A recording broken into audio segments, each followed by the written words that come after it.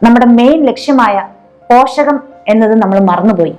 നമ്മുടെ ക്രേവിങ്സ് കുറയ്ക്കാൻ വേണ്ടിയിട്ടാണ് ഇപ്പം ഫുഡ് കഴിക്കുന്നത്. ഈ മണവും രുചിയും നിറവും ഒക്കെ നോക്കി ഫുഡ് കഴിക്കുമ്പോൾ അത് പോഷകക്കുറവിലേക്ക് മാത്രമല്ല നമ്മളെ കൊണ്ടെത്തിക്കുന്നത്.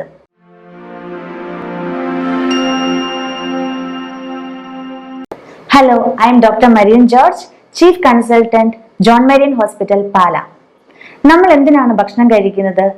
നമ്മുടെ ശരീരത്തിന്റെ ഊർജം നിലനിർത്തുന്നതിന്, നമ്മുടെ ശരീരത്തിന് ആവശ്യമായ പോഷകം ലഭിക്കുന്നതിന്, വളർച്ചയ്ക്ക്, നമ്മുടെ ശരീരത്തിൽ ഉണ്ടാകുന്ന കേടുപാടുകൾ പരിഹരിക്കുന്നതിന്, നമ്മുടെ ആരോഗ്യം നിലനിർത്തുന്നത് തുടങ്ങിയാണ് നമ്മൾ ആഹാരം കഴിക്കുന്നതിനുള്ള ലക്ഷ്യങ്ങൾ.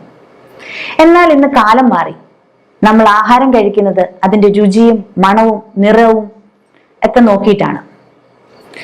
അപ്പോൾ ഇപ്പം നമ്മുടെ മെയിൻ ലക്ഷ്യമായ പോഷകം എന്നത് നമ്മൾ മറന്നുപോയി. നമ്മുടെ ക്രേവിങ്സ് കുറയ്ക്കാൻ വേണ്ടിയിട്ടാണ് ഇപ്പം ഫുഡ് കഴിക്കുന്നത്.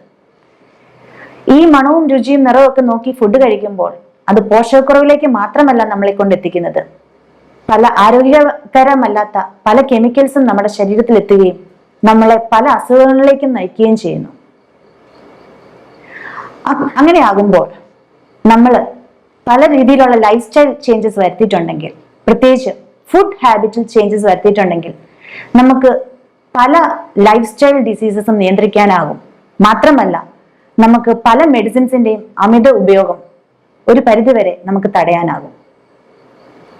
ഒരു എക്സാമ്പിൾ പറഞ്ഞാൽ, ഈയിടെ നമ്മുടെ ക്ലിനിക്കിൽ ഒരു പേഷ്യന്റ് വന്നു.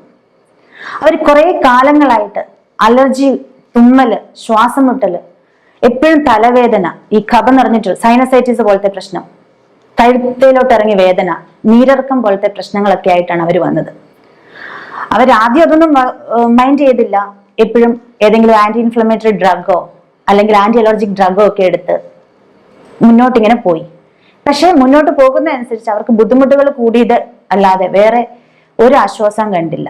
അങ്ങനെ ഇരിക്കുമ്പോഴാണ് അവര് നമ്മുടെ ക്ലിനിക്കിനെ കുറിച്ച് അറിയുന്നതും ഇവിടെ വരുന്നതും.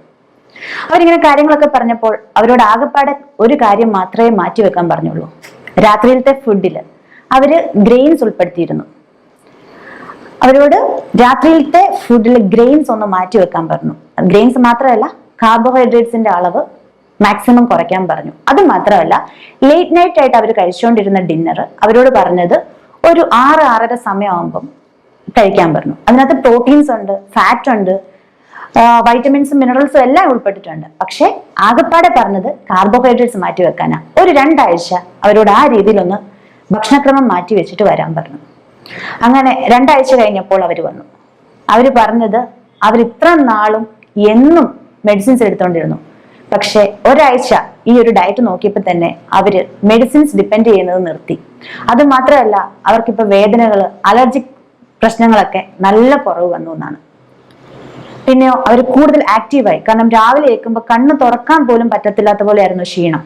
പക്ഷെ ഇപ്പൊ കൂടുതൽ ആക്റ്റീവ് ആകാൻ അവർക്ക് പറ്റുന്നുണ്ടെന്ന് പറഞ്ഞു.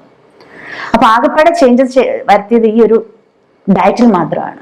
അപ്പൊ ഈ എന്റെ വീഡിയോ കണ്ടുകൊണ്ടിരിക്കുന്ന നിങ്ങൾ എല്ലാവരും, നിങ്ങളിൽ ആർക്കെങ്കിലും അലർജിക് പ്രശ്നങ്ങളോ ശ്വാസം മുട്ടലോ തുമ്മലോ അല്ലെങ്കിൽ നീരിറക്കം പോലത്തെ പ്രശ്നങ്ങളോ ഉണ്ടെങ്കിൽ ഒരു കാര്യം മാത്രം, ഒരു 2 ആഴ്ച നമുക്കൊന്ന് ട്രൈ ചെയ്ത് നോക്കാം. രാത്രിയിലത്തെ ഗ്രെയിൻസ് അല്ലെങ്കിൽ കാർബോഹൈഡ്രേറ്റ്സ് കംപ്ലീറ്റ് ആയിട്ടൊന്ന് കട്ട് ചെയ്യുക. അതിന് വേറൊന്നും ചെയ്യേണ്ട, കുറച്ച് വെജിറ്റബിൾസ് എല്ലാം കൂടെ ഇച്ചിരി നെയ്ക്കകത്ത് ഒന്ന് വഴറ്റിയെടുക്കുക.